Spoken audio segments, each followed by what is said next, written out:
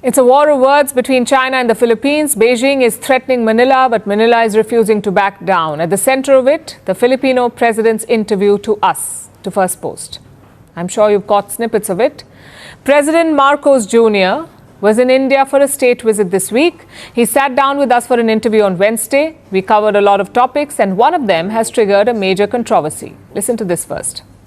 Experts fear that Beijing will invade Taiwan before the end of this decade.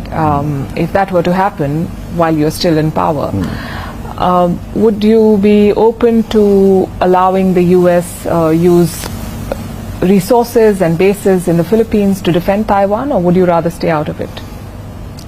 To be very practical about it, if there is a confrontation over Taiwan between China and the United States, there is no way that the Philippines can stay out of it, simply because of our physical geographic location. So if you think about it, if there is an all-out war, then we will be drawn into it. And I assure you, with the greatest hesitation, but we will have to defend our territory and our sovereignty.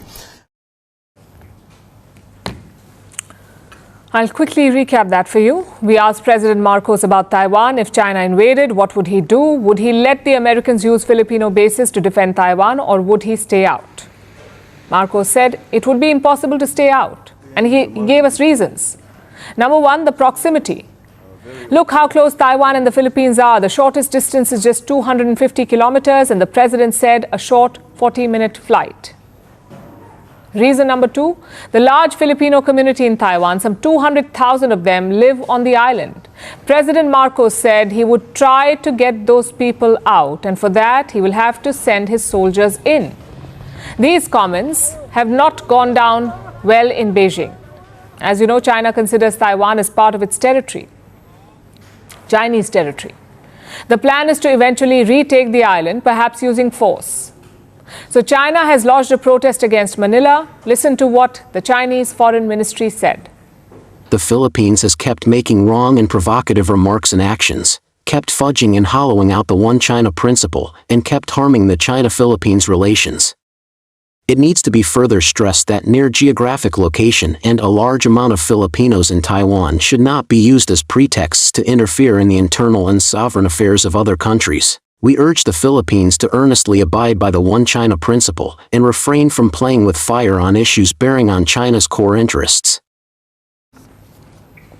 Strong words there. China says Marcos is playing with fire. They're asking him to stay out of Taiwan, but Manila is not backing down. They have responded to China's statement. Let me quote from what the Philippines has said. The president reiterated the importance of peace and stability in Taiwan.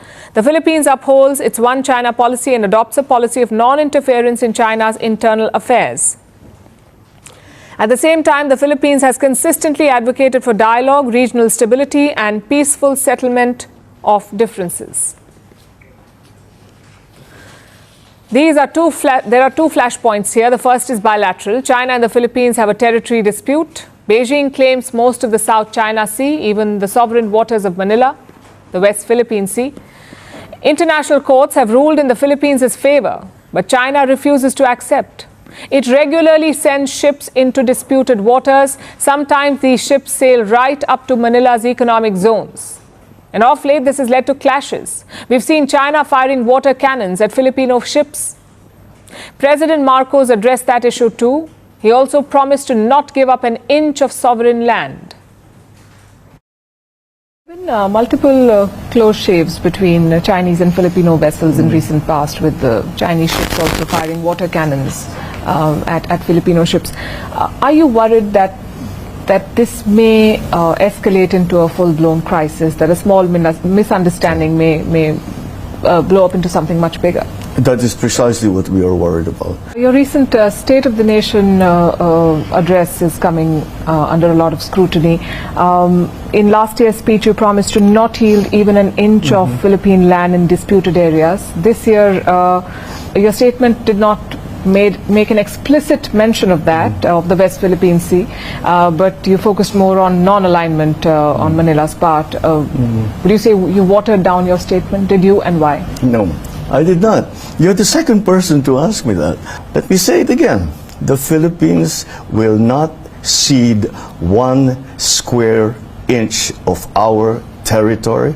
We will not give up the exercise of our sovereign rights. So that's the bilateral flashpoint. The second is Taiwan. If war breaks out, the US will need regional allies. They will look to Manila. The US is a treaty ally of the Philippines. Washington is permitted to use Filipino bases and land. Already there are hundreds of American soldiers in the Philippines. Reports say the country also hosts US missiles. So if there is war, the US will turn to Manila, which is why China is angry. If you keep these flashpoints aside, everything is great. China is Manila's largest trading partner. 25% of their imports come from China. President Marcos also alluded to this. He said the relationship was fine, except for the disputes. But he was also realistic about it. He admitted that these disputes would not disappear overnight. In fact, they're likely to get worse. The Philippines is focused on creating a coalition in the region. They want to bring China's rivals together. One example of that is a Quad. It's a group of 4 Indo-Pacific countries: the Philippines, Japan, Australia, and the US. It's a bit different from the Quad. The Quad is very shy about its security goals, but the Squad is not. In fact, the S in Squad stands for security. As for China, we do not get the meltdown.